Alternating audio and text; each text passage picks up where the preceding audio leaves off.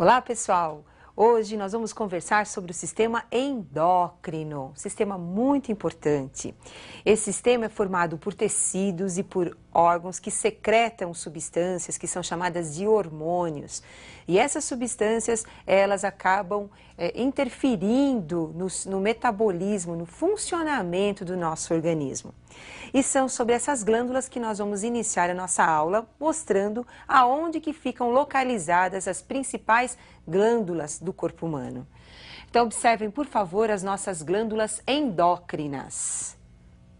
Então, nós temos a hipotálamo, uma glândula importante que ajuda no controle da hipófise. E a hipófise que vai controlar as diversas glândulas que nós temos aí no nosso organismo. A hipófise é dividida em duas partes. A adenihipófise, que secreta os hormônios, e a neurohipófise, que recebe os hormônios do hipotálamo, mandando então as informações para os outros órgãos. Em seguida, vocês estão observando aí a tireoide. Essa glândula é muito importante porque controla o metabolismo do nosso organismo.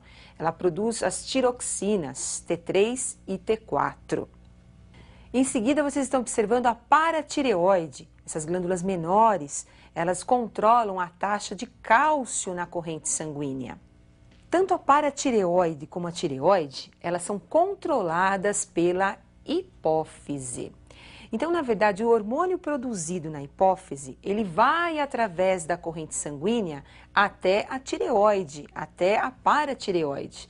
E em seguida, nós vamos ter o funcionamento dessa glândula, a inibição da produção dos seus hormônios ou o estímulo da produção dos seus hormônios.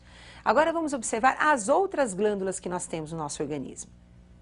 Então nós temos o timo, glândula que ajuda na produção das células sanguíneas, células de defesa. Os nossos linfócitos são produzidos nessa glândula. A adrenal, encontrada acima dos rins. Essa glândula produz os hormônios que controlam também as características sexuais. Nós temos o pâncreas, uma glândula que produz a insulina, o glucagon, que ajuda no controle da taxa de glicose no sangue. E as glândulas femininas, nós temos aí os ovários. E as glândulas masculinas, nós temos aí o testículo.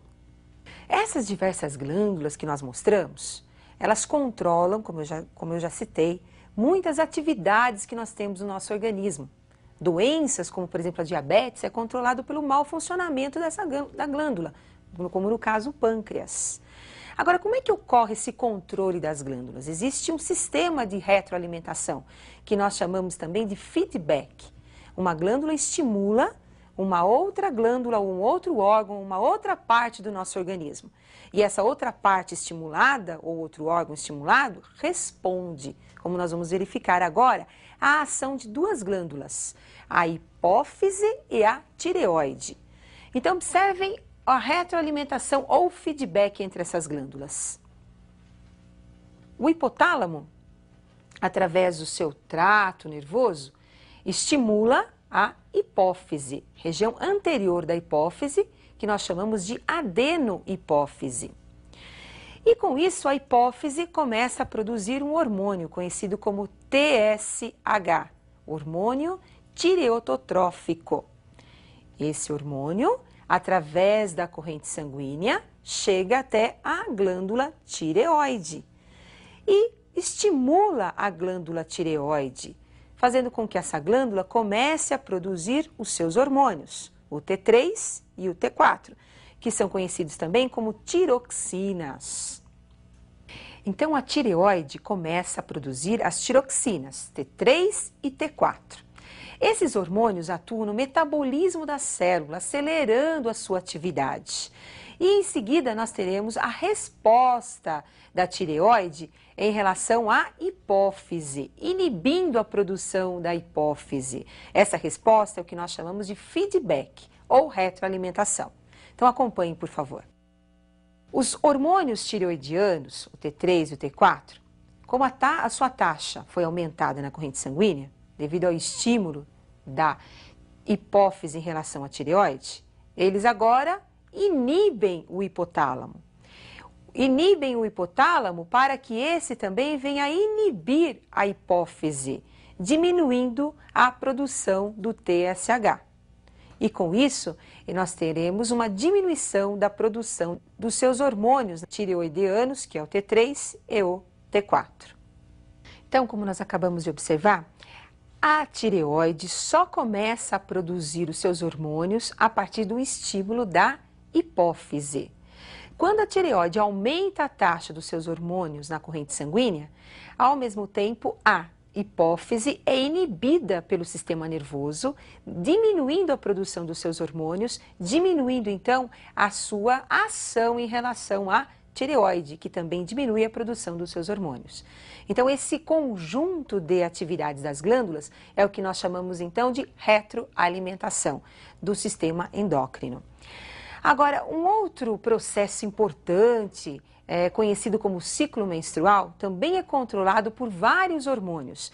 Entre eles, nós temos os hormônios da hipófise e os hormônios ovarianos.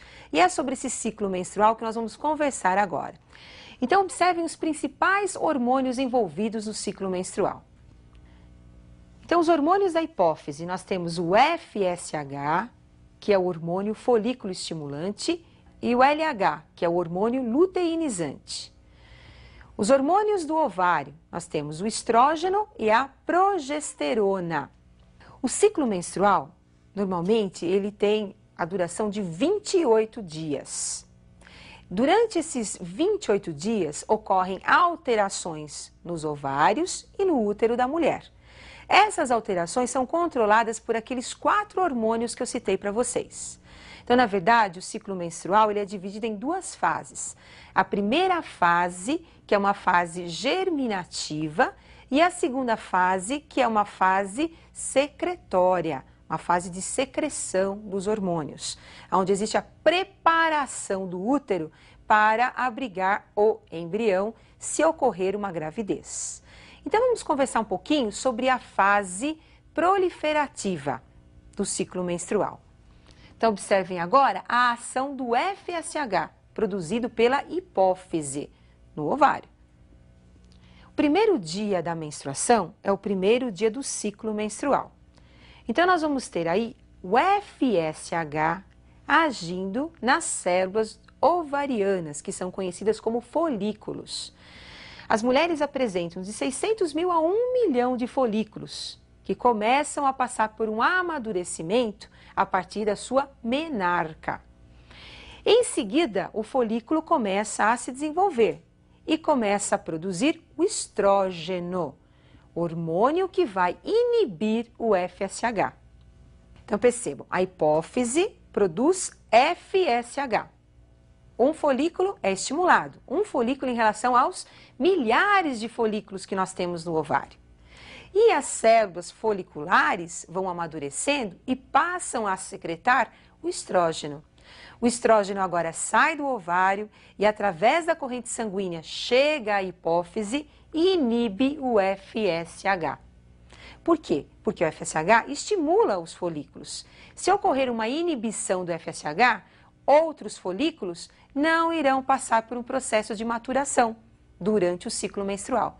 Então, é apenas um folículo que sofre a maturação. Em seguida, nós vamos ter agora a ação de um outro hormônio da hipófise. Observem, a hipófise agora produz o LH.